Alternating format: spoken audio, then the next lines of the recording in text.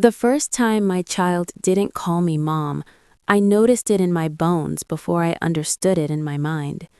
It wasn't loud, it wasn't dramatic, it didn't come with an argument or tears. It came quietly. She stood near the doorway, keys in her hand, her jacket already on. The afternoon light spills softly across the floor, catching dust in the air the way it always did at that hour. "I'll see you later," she said. Just that. No mom, no pause, no warmth wrapped around the word the way there used to be. I smiled anyway, because smiling had become my habit, because mothers don't always show when something hurts, because I didn't want to turn a small moment into something bigger than it was. But when the door closed behind her, the house felt different. Not empty, just unfamiliar. When being mom was everything I was. I didn't always know who I was, but I always knew who I was to her. I was mom. That word shaped my days, my nights, my choices. It shaped the way I moved through the world. I became a mother young, younger than I expected, younger than I felt ready for. But the moment I held her, fear disappeared. She was small, so small that her entire body fit against my chest. Her breathing was uneven, fragile, like she was still learning how to exist in the world. And I remember thinking, I will protect you from everything I can. I didn't know then how much of myself I would give away to keep that promise. The life I built around love. I learned to measure time in different ways, not by calendars, but by milestones. First smile, first word, first day of school. I learned how to listen for footsteps in the night, how to tell the difference between a hungry cry and a scared one, how to stay awake even when my body begged for rest. And I never complained, because being needed felt like love. When she said, "Mom," it wasn't just a word, it was a call, an anchor. It meant, "Come here." It meant, "Help me." It meant, "I trust you." And I answered every single time. The years that slipped away quietly. Time doesn't ask permission when it moves. One day she needed help tying her shoes. The next, she was walking ahead of me. One day she held my hand in public. The next, she pulled it away, embarrassed. I told myself this was normal, that independence was healthy. And it was. But no one warned me how quiet the transition would be, how motherhood slowly changes shape without telling you. The house that once felt full. Our house used to be loud, not the noisy kind, the warm kind. Doors opening and closing, music playing in the background, footsteps running up and down the hallway. Even the mess felt comforting, because mess meant presence, and presence meant love. I didn't realize how much of my identity was tied to that noise until it faded. When she started needing me less. The first changes were easy to explain away. She spent more time in her room, more time on her phone, more time away from home. I told myself this was part of growing up. She's finding herself, I said. But slowly, I began to feel like I was losing my place in her world. Not pushed out, just moved aside. The first time I felt uncertain. There was a moment, small, almost invisible, when I felt it for the first time. I picked up my phone to call her, and I hesitated. I asked myself something I had never asked before. Is this a bad time? That question stayed with me, because love should never feel like an interruption. When the distance didn't make sense yet. She still lived her life. She still laughed. She still moved forward. And I stayed where I was, watching, waiting, telling myself that closeness doesn't disappear, it just changes. But I didn't realize then that change can feel like loss when you're not ready for it. the beginning of silence. When she moved out, the house didn't change all at once. It changed slowly. A room unused, a chair always empty, a voice missing from the kitchen. I told myself she would still call, and she did, at first. The calls that started to shift. At first, the calls were frequent. She called for advice, for reassurance, for comfort. I lived for those calls. But slowly, they became shorter. I'm busy. I'll call later. Everything's fine. Fine became the end of every conversation. The moment I didn't recognize myself. One evening, I sat alone at the table, tea growing cold in my hands, and I realized something that frightened me. I didn't know who I was without being needed. That thought stayed with me long after the light faded. After that evening, I began to notice how often I was alone without realizing it. Not the kind of alone that comes from being physically by yourself, but the kind that settles in quietly, even when your phone is nearby, even when the world outside keeps moving. I started waking up earlier than I needed to. The house was silent at that hour, and I liked it that way. Silence felt honest. It didn't pretend. I would sit at the kitchen table, hands wrapped around a warm cup, staring out the window as the morning light slowly appeared. There was a time when mornings were rushed, lunches to pack, backpacks to check, quick reminders before the door closed. Now there was nothing to prepare for, and that empty space felt unfamiliar. Remembering who I was before. I tried to remember who I was before motherhood, not because I wanted to go back, but because I couldn't remember clearly anymore. I knew I had dreams once, small ones, quiet ones. I remembered liking to read for hours. I remembered enjoying long walks without checking the time. I remembered laughing without worrying who needed me next. Somewhere along the way, those parts of me had grown quiet. Not gone, just quiet. The subtle shift in how I spoke. I noticed the change in myself before I noticed it in her. I began choosing my words carefully, softening my questions, avoiding anything that sounded like concern. How are you? Instead of, are you okay? Let me know if you need anything. Instead of, call me. I didn't want to sound demanding. I didn't want to sound needy. I wanted to be easy to love. That thought hurt more than I wanted to admit. When visits became planned. There was a time when visits didn't need planning. She came and went as she pleased. This was her home too. Now everything was scheduled. Does this time work? Just for a little while. I can't stay long. Each sentence felt polite, respectful, but not warm. I cleaned the house before she came, even though it was already clean. I cooked more than necessary. I wanted the space to feel welcoming, but something always felt missing. Sitting across from her. When she visited, I watched her closely, not in a controlling way, in a careful way. I noticed how she held her phone, how often she glanced at it, how quickly she stood when it was time to leave. She didn't linger, and I didn't ask her to, because I didn't want to be the reason she felt uncomfortable. The fear of saying too much.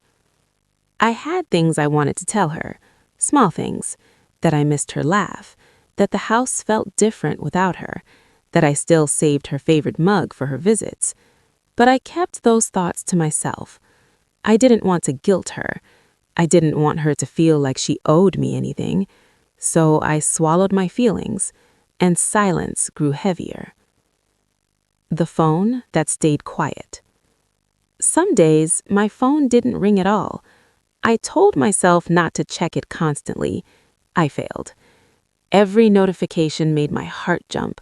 Every missed call that wasn't hers felt disappointing. I hated myself for that, because love shouldn't feel like waiting. The quiet jealousy I didn't want to feel. I heard about her life in pieces: friends, plans, places. I was happy for her, truly, but sometimes I wondered who she called first when something happened. And when I realized it wasn't me anymore, something inside me ached. Not anger, just sadness. When I stopped sharing my own life. At some point, I stopped telling her things too. I didn't mention my tired days, didn't mention how long evenings felt, didn't mention the quiet. She didn't ask, and I didn't offer. We both learned how to keep things light.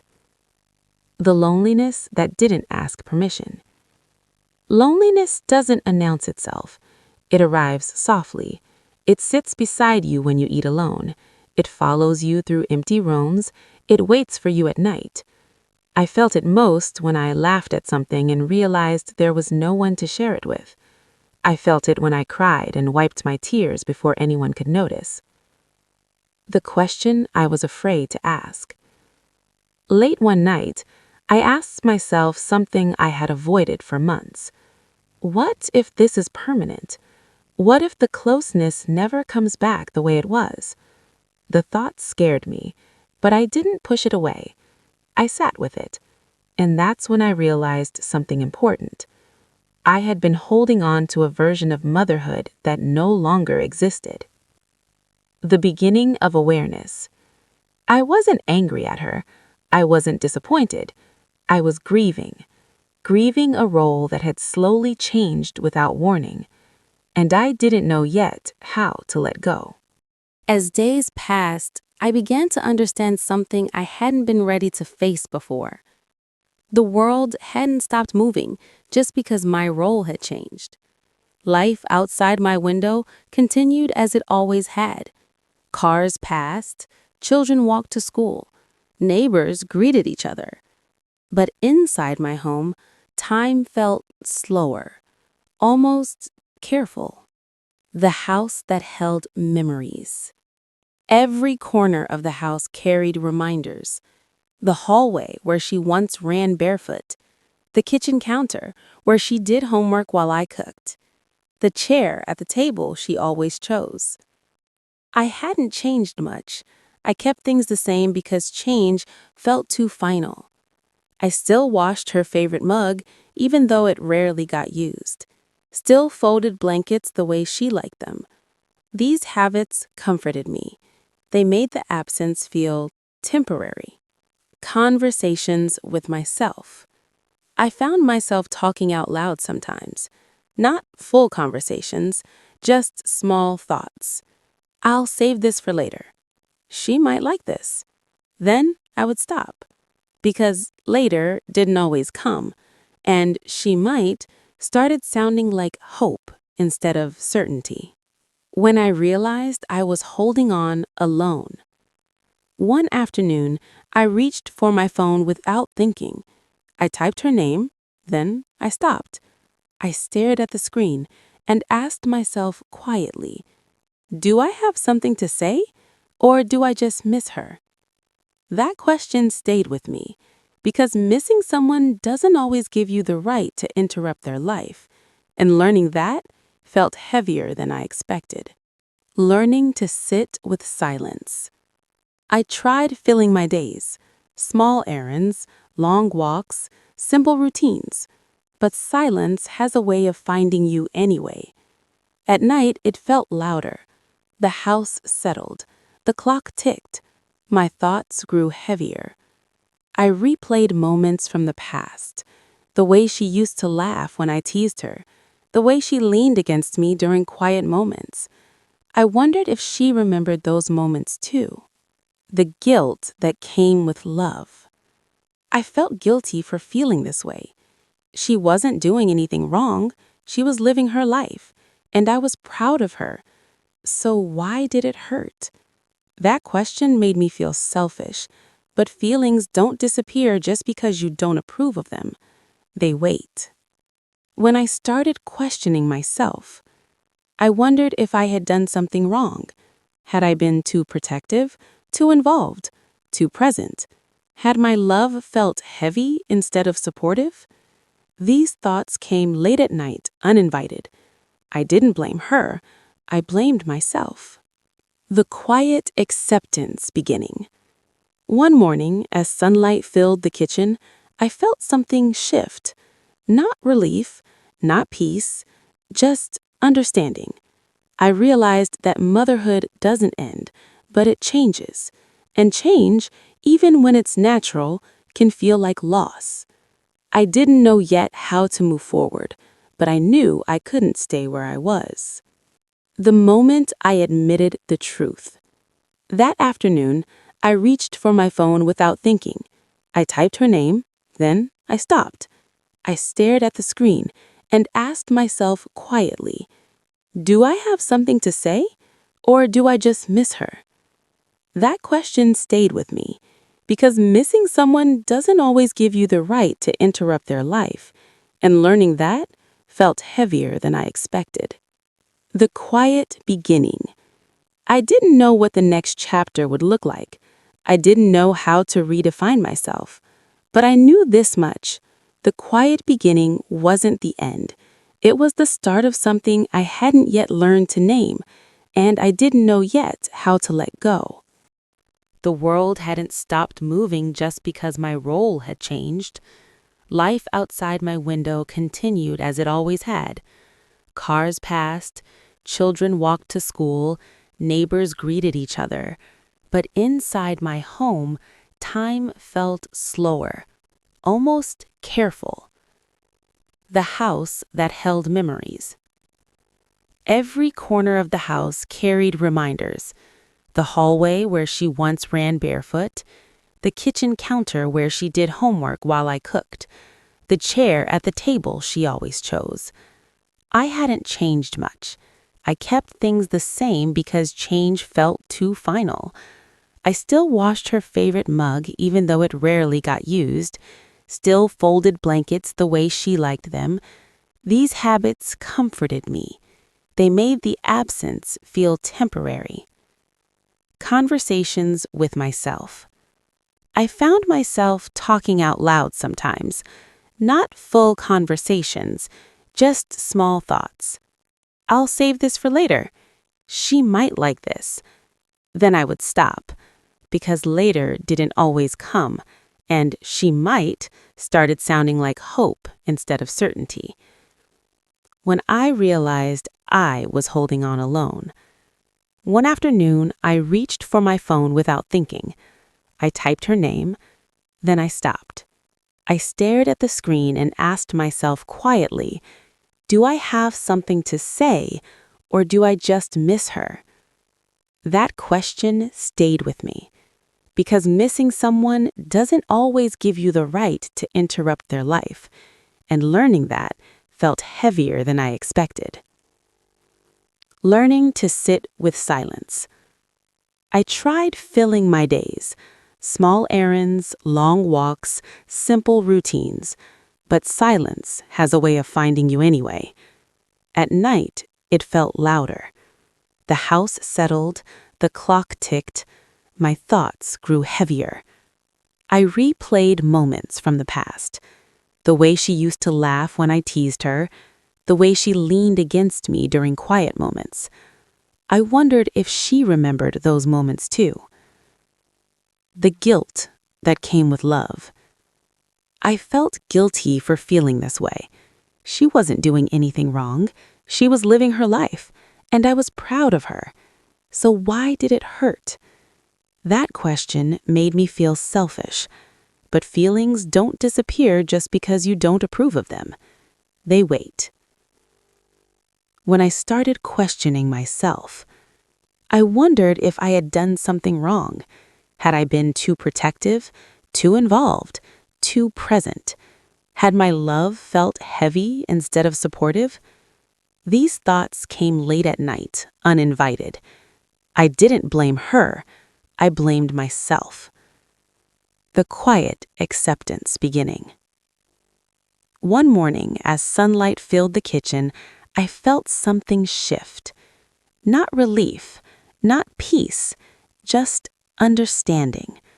I realized that motherhood doesn't end, but it changes. And change, even when it's natural, can feel like loss. I didn't know yet how to move forward, but I knew I couldn't stay where I was. The moment I admitted the truth.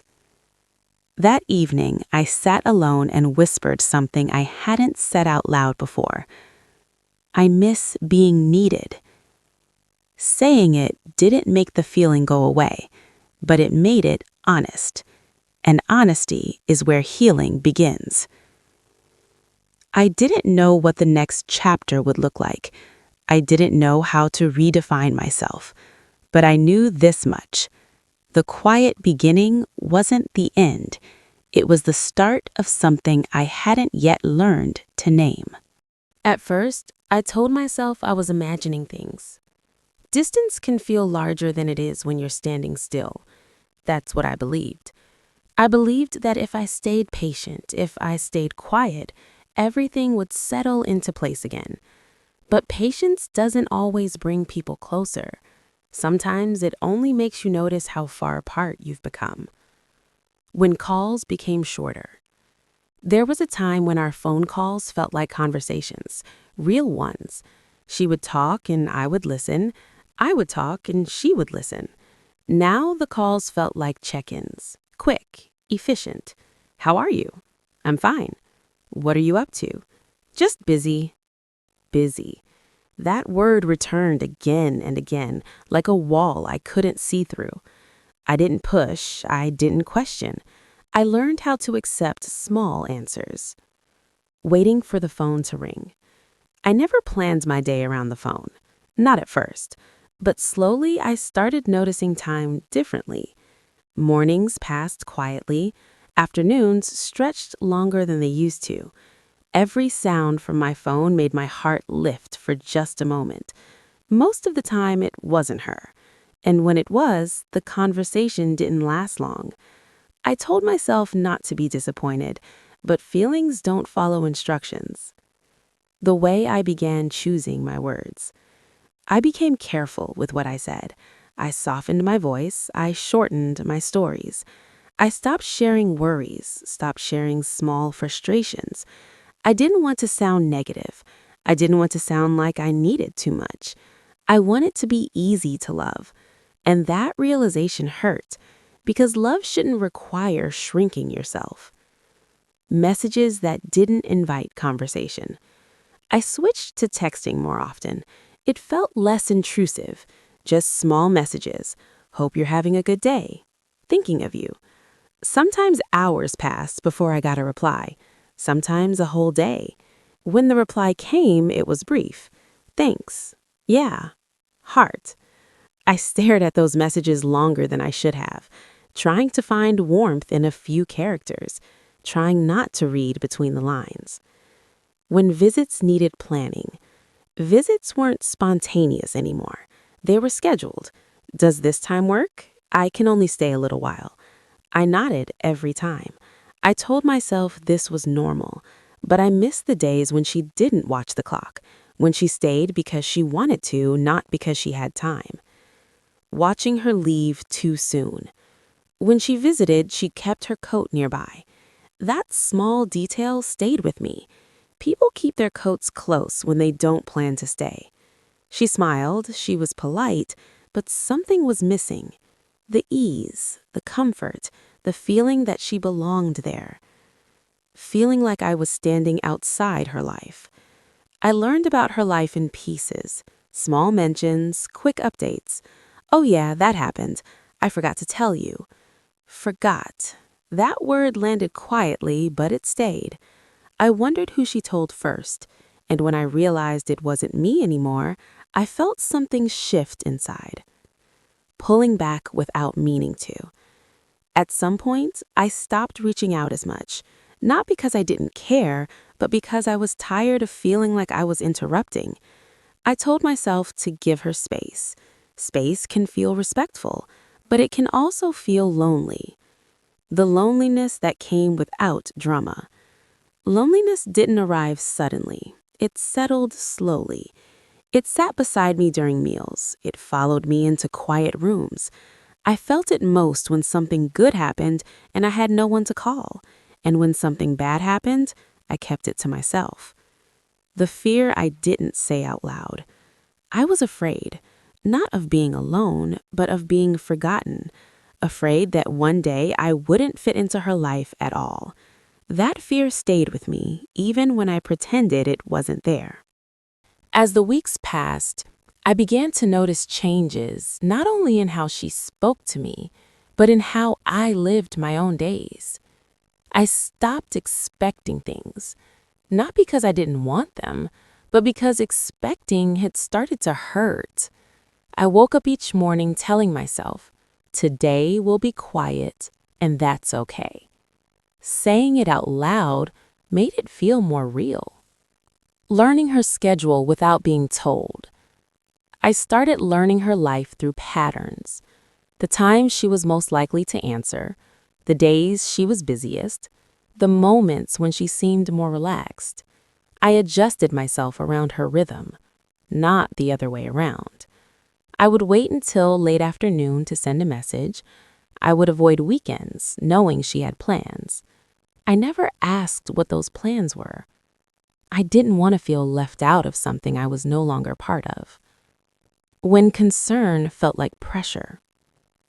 There were days when I wanted to ask if she was truly okay, not the polite kind of okay, the honest one. But every time I thought about asking, I stopped myself. What if she felt pressured? What if she felt watched? So I chose silence instead. Silence felt safer. The shift in how she looked at me. When we met, I noticed changes in her eyes. She didn't look annoyed. She didn't look upset. She looked careful, like someone trying not to hurt you. That was worse, because it meant she knew something I didn't want to admit yet. When I realized I was no longer her safe place. There was a moment during one visit that stayed with me. She received a call while we were sitting together. She stepped away to answer it. I didn't hear what was said, but when she came back, she looked relieved. She smiled in a way I hadn't seen directed at me in a long time, and I understood something painful in that moment. She had other safe places now, and I was no longer the first one. Comparing the past without meaning to. I didn't want to compare, but my mind did it anyway. The way she used to sit close, the way she used to tell me everything. Now conversations stayed light. I missed the depth. When I started editing myself, I noticed how often I stopped mid-sentence, how often I changed what I was about to say. I removed worry from my voice. I removed need from my words. I became smaller. I didn't recognize myself sometimes. The quiet shame of wanting more. I felt ashamed for wanting more. More time, more closeness, more honesty. She wasn't doing anything wrong. So why did I feel this ache? That question followed me everywhere. When even good news felt heavy. One day, she shared something good, something exciting. I smiled. I congratulated her. But later, alone, I realized something. I hadn't been the first person she told. That realization didn't make me angry. It made me tired. The loneliness that sat beside love. I still loved her deeply. That never changed. But love began to sit beside loneliness instead of comfort. They existed together, and that was confusing. Choosing distance to protect myself. Eventually, I stopped reaching out as often, not to punish her, but to protect myself. I told myself space could go both ways, that if she wanted closeness, she would reach out. I waited. the silence that answered me. Sometimes days passed without contact, then weeks. Each quiet day answered a question I hadn't asked out loud. I was no longer part of her daily life, and admitting that hurt more than pretending otherwise. As time moved forward, I realized something quietly painful. Distance doesn't always announce itself. It settles in when you're not paying attention, and by the time you notice it clearly, it has already made itself comfortable. I stopped marking time by phone calls, stopped counting days between visits, not because it stopped mattering, but because it mattered too much. When hope became heavy. There were mornings when I woke up feeling hopeful for no clear reason. I would tell myself, maybe today she'll call, maybe today she'll want to talk. Hope can be a gentle thing, but when it isn't answered, it becomes heavy. By evening, that hope would quietly fade, leaving behind a familiar ache. Learning to sit with disappointment. Disappointment changed shape over time. At first, it felt sharp, then dull. Eventually, it became something I carried without noticing. I learned how to smile through it, how to nod when people asked about her. She's doing well, I would say. And she was, just not with me. When I realized I was adjusting my life around absence, I noticed how many things I had adjusted without realizing. I stopped cooking large meals, stopped buying her favorite snacks. I rearranged my routines around emptiness. That realization startled me because adapting meant accepting, and acceptance felt like letting go. The moment I felt truly invisible. One afternoon, I was out running errands. I ran into someone who asked about her. "How's she doing?" they asked. I hesitated, not because I didn't know, but because I realized how little I actually did know. That hesitation embarrassed me. It made me feel invisible in my own story. Conversations that felt polite, not personal. When we spoke, everything stayed pleasant, respectful, but something important was missing: depth. We talked about weather, schedules, small updates. We didn't talk about fears, dreams, struggles, and I missed that more than anything. When I stopped expecting an invitation, there was a time when I expected to be included in plans, in decisions, in moments. Slowly, I stopped expecting that, not because I didn't want it, but because disappointment had taught me better. The quiet understanding settling in. I didn't reach a breaking point. There was no dramatic moment, just a slow, heavy understanding settling into place. She had built a life where I was no longer central, and that wasn't wrong, but it was painful. Grieving without blame. I didn't blame her. I didn't blame myself either. I grieved the closeness, grieved the ease, grieved the role I had cherished for so long. Grief doesn't always come with tears.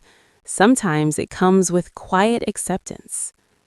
The choice to keep loving. Even as the distance grew, my love didn't change.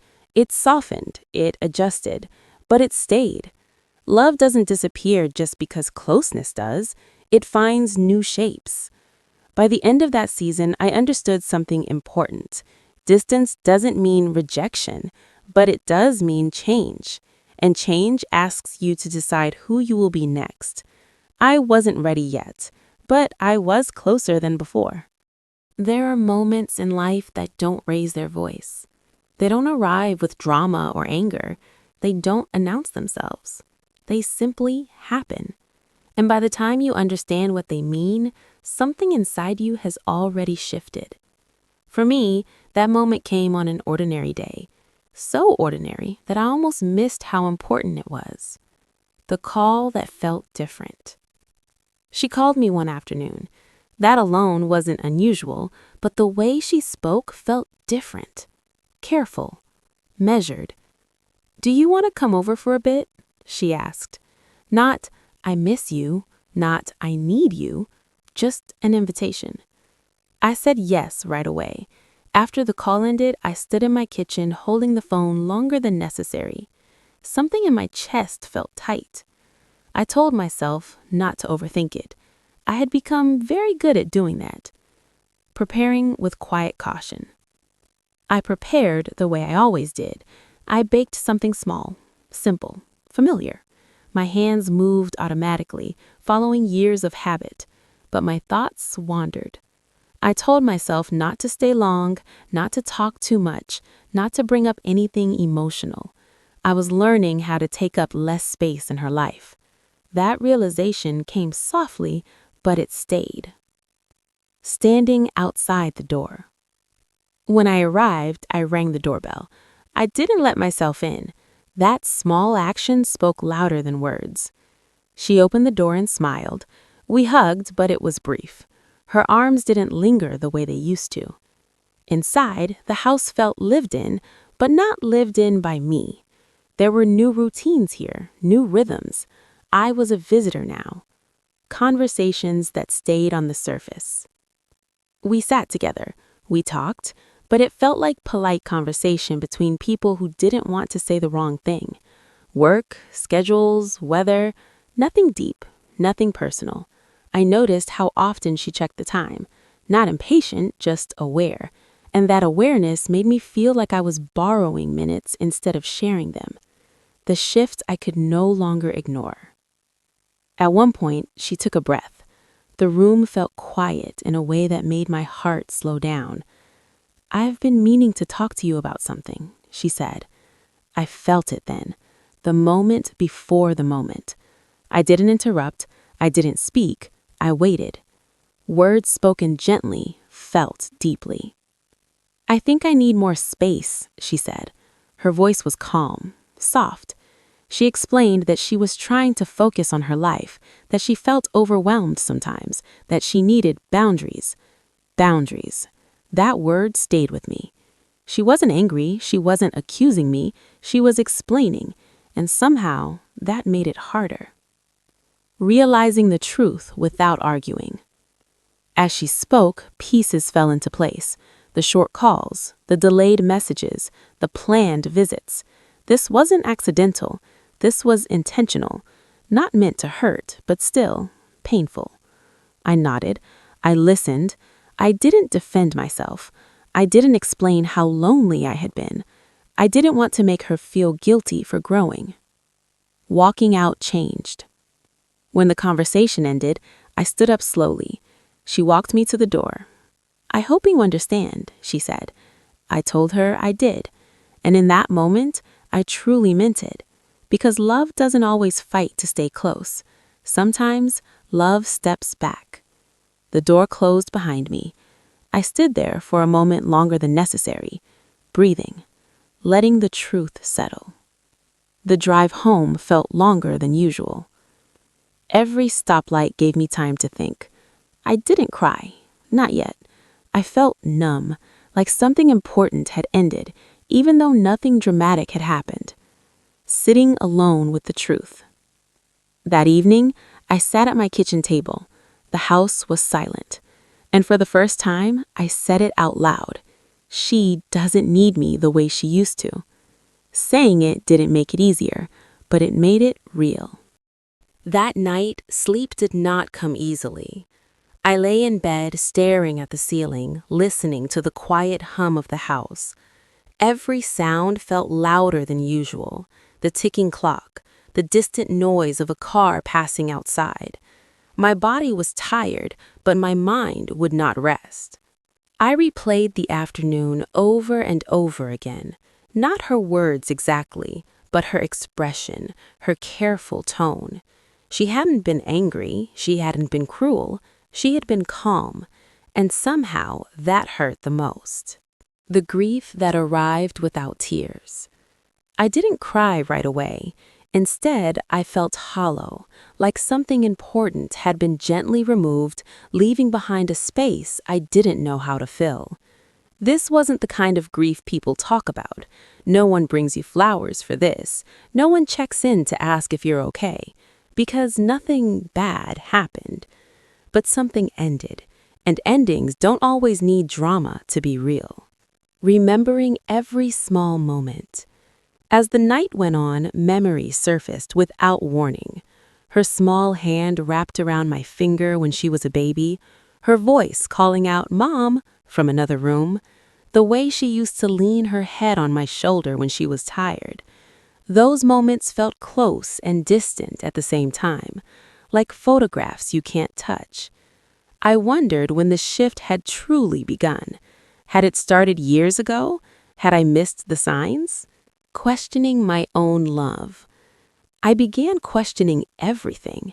Had I loved her the wrong way? Had I held on too tightly? Had I made her feel like she couldn't breathe? These questions didn't accuse her, they accused me. I wondered if my love had felt heavy instead of comforting, and that thought stayed with me longer than I wanted. The morning after felt different. The next morning, the light coming through the window felt sharper. I moved slowly through my routine, making tea, washing dishes, folding laundry. Everything felt the same, and yet nothing was. I realized something quietly painful. I no longer expected a call. That expectation had been removed along with everything else. When I stopped reaching for my phone, I noticed how often my hand reached for my phone out of habit, and how often I stopped myself. There was nothing to say, nothing that wouldn't feel like crossing a boundary she had just drawn. So I put the phone down, and with it, I put down a part of myself. Sitting with emptiness. Emptiness isn't loud. It doesn't demand attention. It simply sits beside you. I felt it while eating breakfast alone, while walking through quiet rooms, while folding clothes that no longer needed folding. I wasn't angry. I was tired. Tired of pretending this wasn't painful. The shame of feeling unnecessary. One feeling surprised me more than the others. Shame. Shame for feeling unwanted. Shame for missing someone who hadn't done anything wrong. I told myself I should be proud, and I was, but pride doesn't erase longing. Realizing my role had changed. As the days passed, the truth became clearer. I wasn't being pushed away. I was being repositioned, moved from the center to the edge. That realization hurt, but it was honest. She was building a life where she stood on her own, and I was no longer needed in the same way. Accepting without agreement. Acceptance doesn't mean you agree with what happened. It means you stop fighting reality. I didn't agree with the pain, but I accepted the change. That acceptance came quietly, like a deep breath after holding it too long. The love that didn't leave. Even after everything, one thing remained unchanged: my love. It didn't fade, it didn't lessen, it simply had nowhere to go, and that was the hardest part. As the days followed that conversation, I began to feel time differently. Not slower, not faster, heavier. Each day carried the weight of what had been said. Even when I wasn't thinking about it directly, the truth had settled into my life quietly, like furniture rearranged while you weren't looking. Everything was still there, but nothing was in the same place. Learning not to explain myself. I noticed how often I wanted to explain, to friends, to family, to myself. I wanted to say, she didn't mean it badly, she's just figuring things out. But after a while, I stopped explaining. Not because I didn't care what people thought, but because explanations didn't change what I felt, and what I felt was loss. When I realized there was no argument to win, there was nothing to fix, that realization took time to accept. This wasn't a misunderstanding. This wasn't a phase that could be talked through with the right words. It was a boundary. And boundaries don't ask for agreement. They ask for respect. That understanding forced me to stop reaching for solutions. There were none. Remembering how much I gave. One afternoon, I sat with old photo albums spread across the table. I hadn't planned to. I just needed to touch something familiar. I saw myself in those pictures. Younger, tired, smiling, always smiling. I remembered the years I put everything else aside, the plans I postponed, the dreams I quietly let go of, not because anyone asked me to, but because love felt more important. I didn't regret those choices, but I finally acknowledged their cost. Understanding that love changes shape. For the first time, I allowed myself to think something that once felt disloyal. Love does not always mean closeness. Sometimes love changes shape. It moves from presence to distance, from guidance to trust. That thought didn't comfort me right away, but it stayed, and slowly it began to make sense. The day I didn't cry. One morning, I woke up expecting to feel the familiar ache, but it wasn't there. Not gone, just softer. I moved through my routine calmly, and when I realized I hadn't cried in days, I didn't feel relieved. I felt aware that something inside me was adjusting. Accepting the truth without resentment. I didn't resent her. That surprised me. Resentment would have been easier, but love doesn't always turn into anger. Sometimes it turns into understanding. She wasn't rejecting me. She was choosing herself, and I could respect that, even while grieving what I lost. The quiet decision I made. One evening, as the sun set quietly through the window, I made a decision. I would stop measuring my worth by how often I was needed. I would stop waiting for permission to live fully. I didn't know what that would look like yet, but I knew I couldn't stay frozen in that moment forever. The end of pretending. That was the true turning point, not the conversation, but the moment I stopped pretending this didn't matter. I let myself feel the loss honestly, and in doing so, I made room for something new. Not happiness yet, but truth. By the end of that season, I understood something clearly. The moment everything changed wasn't the day she asked for space. It was the day I accepted that my role had changed too. And acceptance, as painful as it is the beginning of peace. Letting go did not happen all at once. It wasn't a decision I made one morning and followed perfectly after that. It was slow, uneven, quiet. Some days I felt strong. Other days I felt like I had taken 10 steps back. And I learned that both were part of the same journey. Sitting with the silence instead of fighting it. At first, silence frightened me. Not the absence of noise, but the absence of purpose.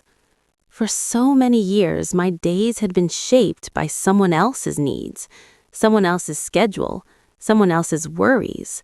Now there was space. Too much space. I tried to fill it.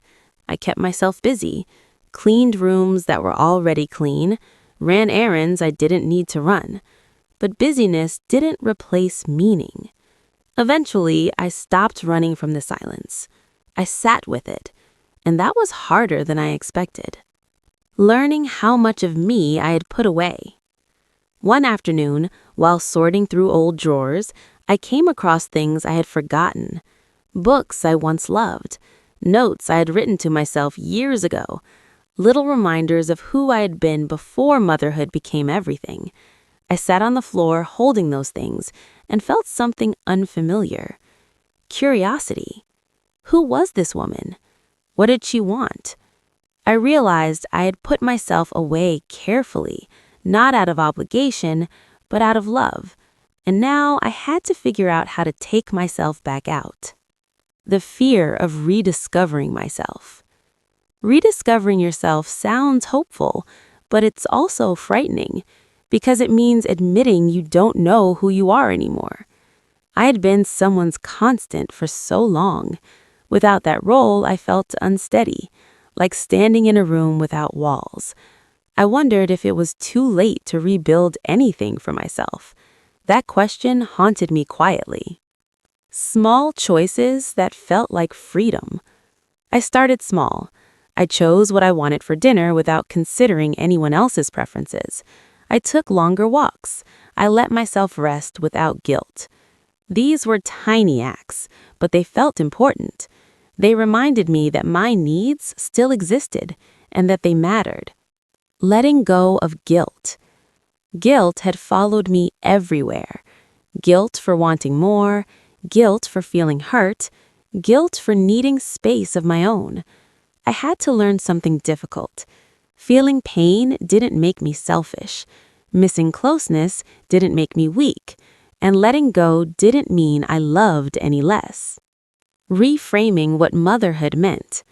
I had to redefine motherhood, not as constant involvement, not as control, not as being needed every day, but as trust. Trust that I had given her enough. Trust that she could stand on her own. Trust that love didn't require my presence to survive. That shift took time and patience with myself. The day I didn't check my phone first. One morning, I woke up and didn't reach for my phone right away. I noticed that moment, not with pride, not with sadness, just awareness. It meant something had changed. I was beginning to live in my own moments again. Accepting healing isn't linear. Some days, the ache returned without warning. A song, a memory, a familiar smell. Healing doesn't move in a straight line. It circles back sometimes. But each time it returns, it feels a little softer, a little easier to carry. Learning to be gentle with myself. I stopped rushing myself, stopped telling myself I should feel better by now. There is no timeline for this kind of healing, and I was allowed to take my time.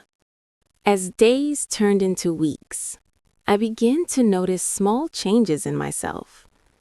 Not the kind others would see right away, the kind you only feel when you pause long enough to notice your own breathing.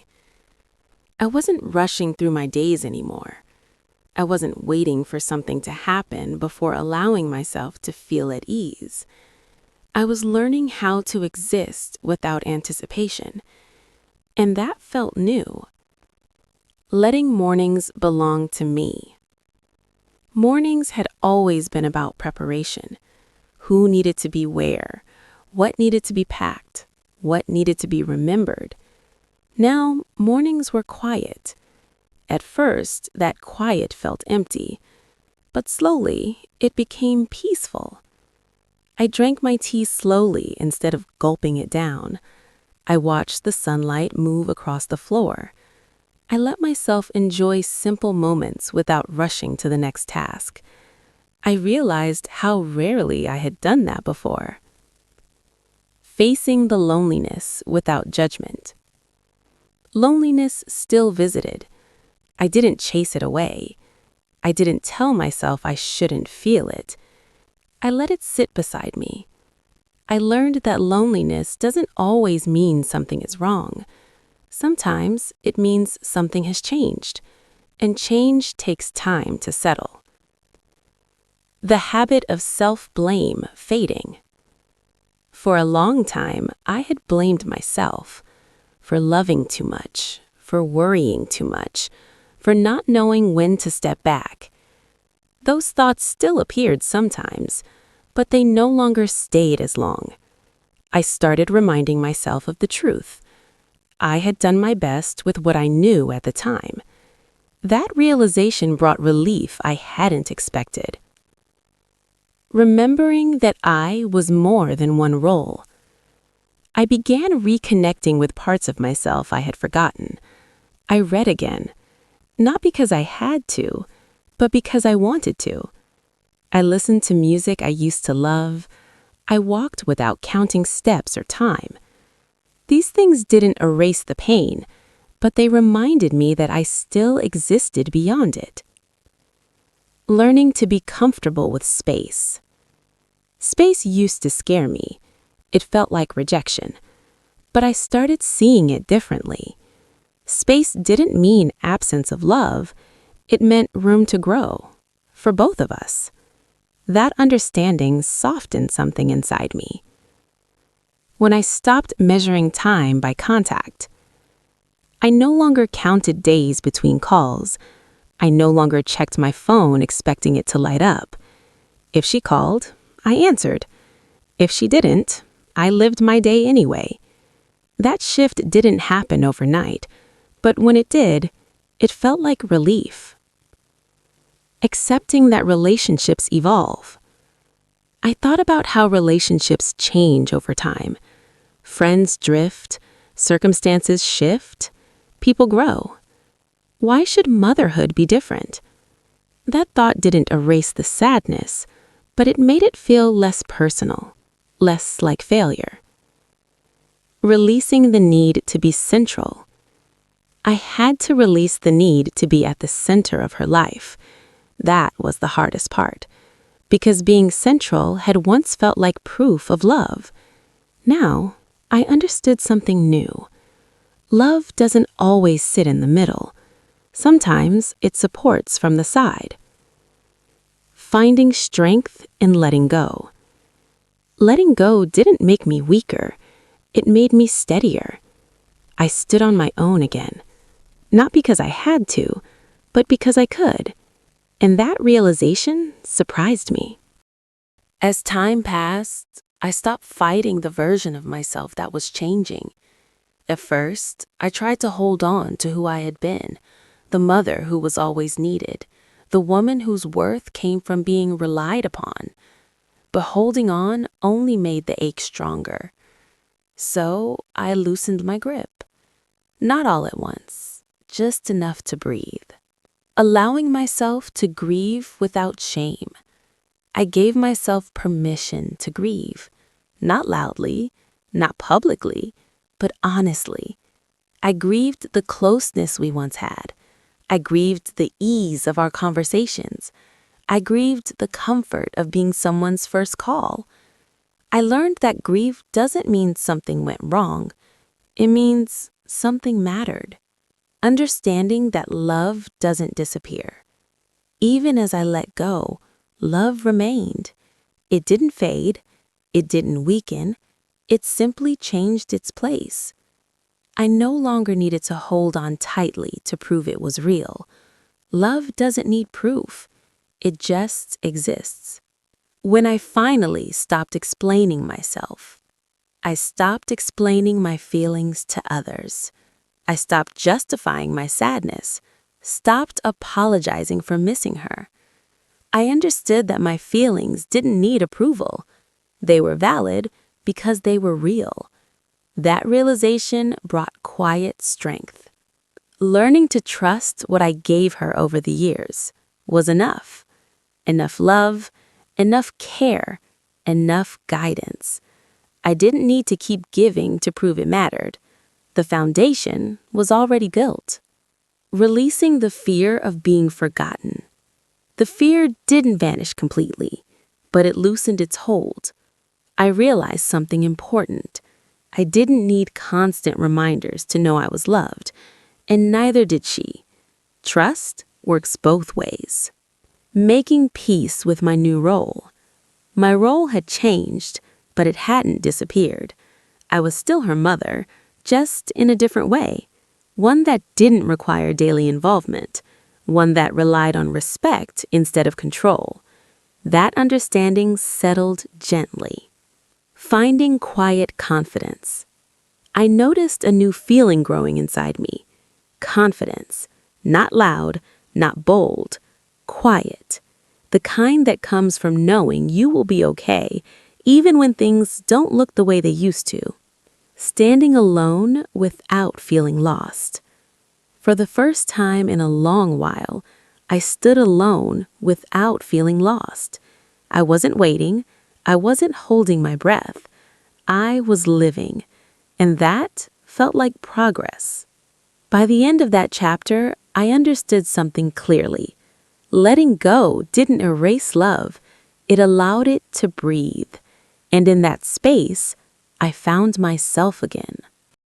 Peace did not arrive the way I imagined it would. I always thought peace would feel like relief, like a deep exhale after holding my breath for too long. But when it finally came, it felt quieter than that. It felt like understanding. The day I noticed the ache had softened. One morning, I woke up and realized something small but important. The ache in my chest wasn't the first thing I felt anymore.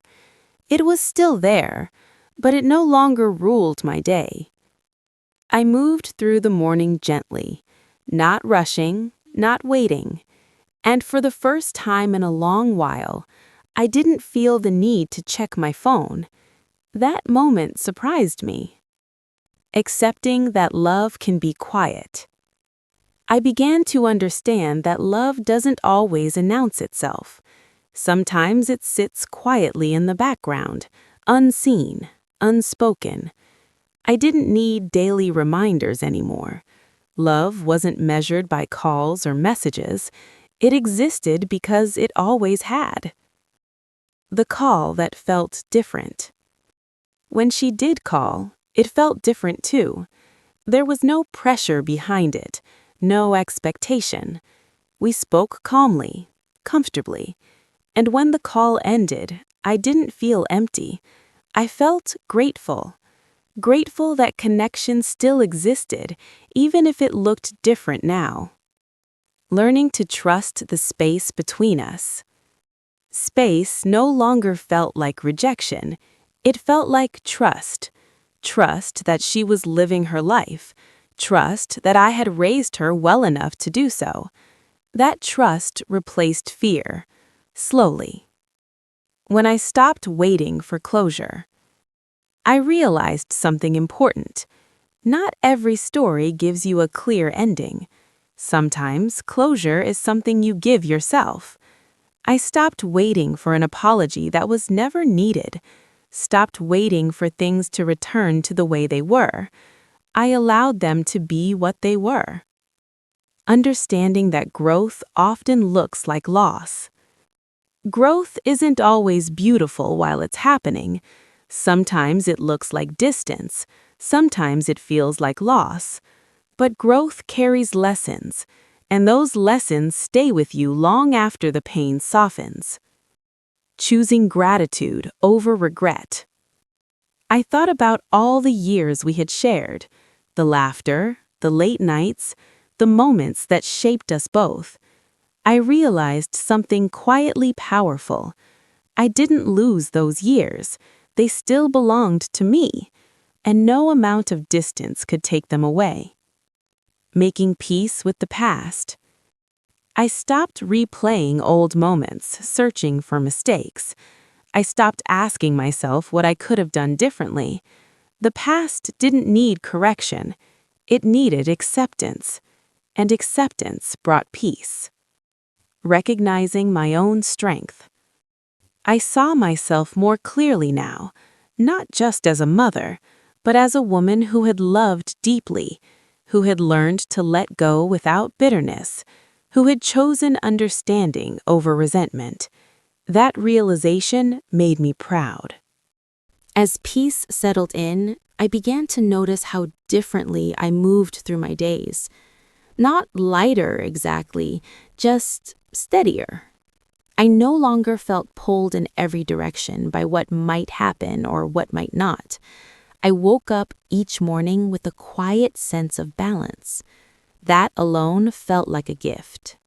Letting the present be enough. For a long time, my mind lived in two places. The past, where everything felt close and familiar, and the future, where I hoped things might return to how they once were. Now I stayed in the present, not because it was perfect, but because it was real. I learned that the present doesn't need fixing to be lived in. When I stopped comparing today against yesterday, I stopped asking why things couldn't stay the same. Change doesn't ask for permission, and resisting it only creates more pain. Once I stopped fighting reality, it softened around me. Accepting that love is not a transaction. I had once believed, without realizing it, that love works like an exchange. If I gave enough, I would receive closeness. If I stayed available, I would be needed. But love doesn't work that way. Love is not a bargain. It is not earned or owed. It exists freely or it does not exist at all. Understanding that changed everything. Releasing the need for validation. I no longer needed reassurance to feel secure. I no longer needed proof that I mattered. My worth was not measured by attention or frequency. It came from simply being. That truth settled deeply. When I realized I was no longer afraid. One afternoon, while sitting quietly, I noticed something surprising. I wasn't afraid anymore. Not of distance, not of silence, not of being forgotten. Fear had loosened its grip without me noticing. Peace had taken its place. Understanding that love can be gentle. Love doesn't always hold tightly. Sometimes it rests softly. It allows space. It trusts. It waits without demanding. I had learned that kind of love now, and it felt wiser. Seeing her with new eyes. When I thought of her now, I didn't feel pain first. I felt pride. Pride in the life she was building. Pride in the independence she had claimed. And yes, sometimes I still felt a quiet ache, but it no longer controlled me. Trusting the foundation we had built together. Years of care don't disappear because routines change. Love doesn't vanish because proximity does. That trust anchored me. Finding joy without permission. I allowed myself joy again. Not loud joy, not dramatic joy. Simple joy. A warm cup of tea, a good book, a quiet evening. I didn't wait for anyone's approval. I lived. The wisdom that comes with letting go. Letting go taught me something I hadn't expected. Strength isn't holding on forever. Strength is knowing when to loosen your grip and doing it with grace. As time moved forward, I stopped waiting for life to feel a certain way before allowing myself to live it. I stopped telling myself that happiness had conditions, that peace would only come once things looked the way they used to. Life doesn't move backward, and once I accepted that, it began to open in front of me again. Learning to love without holding on.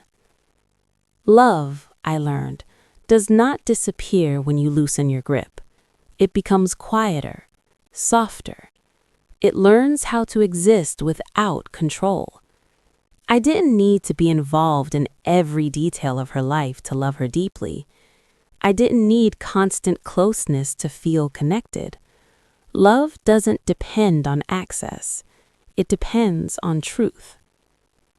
The moment I knew I would be okay. One afternoon, I was sitting by the window watching the light fade. The house was quiet, peaceful, and for the first time, the quiet didn't feel heavy. It felt gentle. That's when I knew I was going to be okay. Not because everything had been resolved, not because the distance had disappeared, but because I had changed. When I stopped defining myself by one role, I finally understood something important. I had been many things in my life: a daughter, a friend, a woman with dreams and fears of her own. Motherhood was not the only chapter. It was a beautiful one, but it was not the whole story. I allowed myself to keep writing. Accepting that love doesn't always come back the same way. Sometimes love returns, sometimes it doesn't, and sometimes it stays, just in a different form. I learned not to demand that love look the way it once did. I learned to recognize it in new ways. A kind message, a thoughtful moment, a simple call. These things mattered now, and they were enough. letting the past rest gently. I stopped reopening old wounds, stopped asking questions that had no answers. The past didn't need fixing. It needed kindness, and so did I. Finding meaning beyond loss. What I once saw as loss, I now saw as transformation. Pain had taught me patience. Distance had taught me trust. Letting go had taught me strength. None of it was wasted. The lesson I carry with me. If there is one thing this journey taught me, it is this. Love is not proven by how tightly you hold on. It is proven by how gracefully you let go. We don't lose people just because relationships change. Sometimes we simply learn to love them differently. Speaking to anyone who is listening. If you are listening to this and feel forgotten, if you feel like your role in someone's life has changed without warning, please know this. Your worth does not disappear with distance.